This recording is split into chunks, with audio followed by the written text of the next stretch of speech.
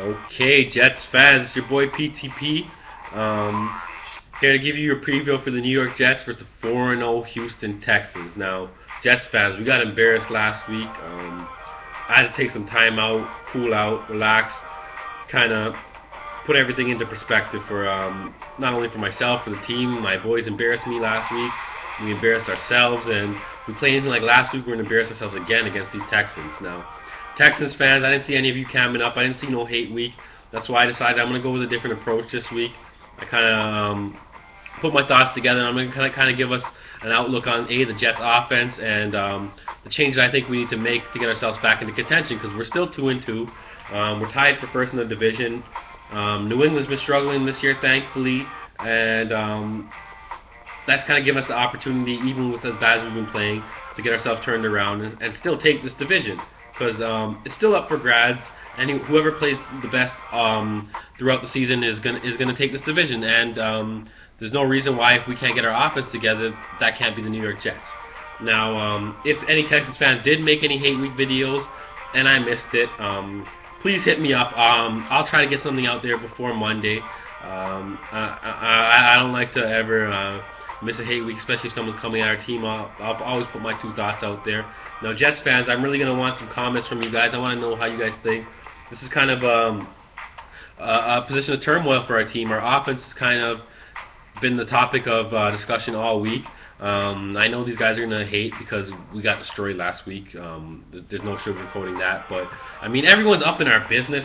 Everyone wants to tell us what to do with our quarterback situation. I think all these non-Jets fans need to kind of sit back and let us straighten our own problems out. I mean, I'm not over here yelling for Brady Quinn and telling Kansas City fans to take Matt Castle out. I mean, to each their own. We each got to figure out our own offense. And you know what, Jets fans? I don't think Tebow is the option yet. I mean, right now, we haven't showed faith in him to throw the ball except for that one pass last week against the 49ers. So I don't know why we would have enough faith to put him in as our full-time quarterback and have to throw with him consistently and have to stick with him consistently. The second thing is, I still think Sanchez gives us the best chance to win day in, day out.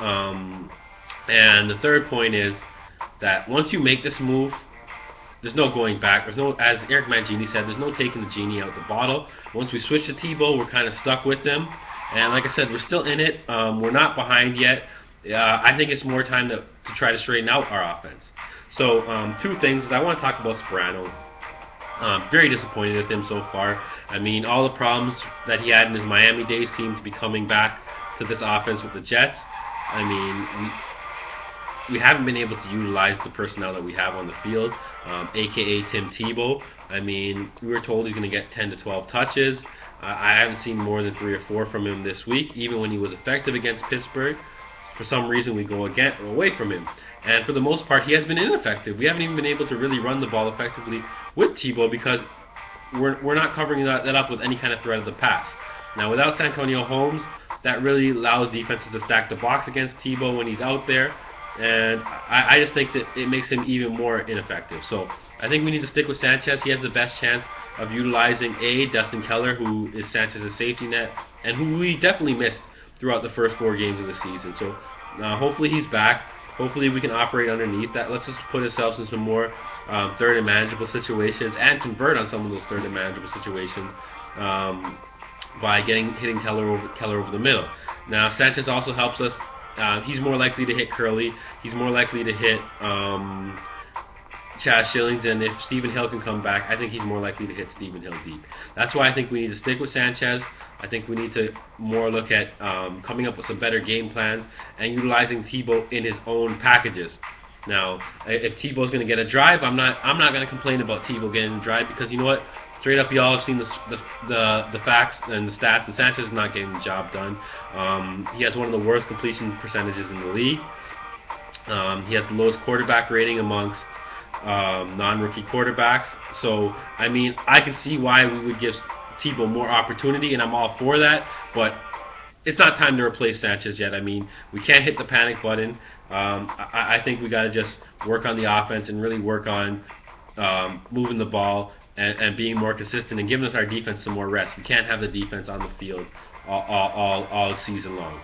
Now, I've said it, and if you watch some of my comments, you've heard me say it, that basically I think the loss to Santonio Holmes is worse than the loss to Rivas for us Jets fans. I mean, you guys can come in, comment, and tell us why you think that's wrong. But I mean, being a position that we're so thin at already with Santonio Holmes, to lose Santonio Holmes, the receiver position becomes an issue, most definitely. I mean, there's no sugarcoating that. We're definitely weak at receiver now, and whereas at the cornerback position, we can kind of have Kyle Wilson and Crow step up. We can cover it up with some different schemes. Our defense is already the strong point of our team, so our coach is a defensive coach. So if we do some things different schematically, I think we can cover up the loss of Rivas. Now, I don't know what we're going to do to cover up the loss of Santonio Holmes because our offense already looked ineffective, and there goes our biggest offensive threat. What do we do? Now, like I said, I'm not a proponent of changing quarterbacks, but Jets fans, where I really want to beat my chest and come up and say we need to make a position change is at the running back position. We need to go to more of a running back to committee. Sean Green has looked, I mean, he's had some powerful runs. He's looked like he's been physical at some points, but he has looked not explosive. I've seen no elusiveness out of him this year.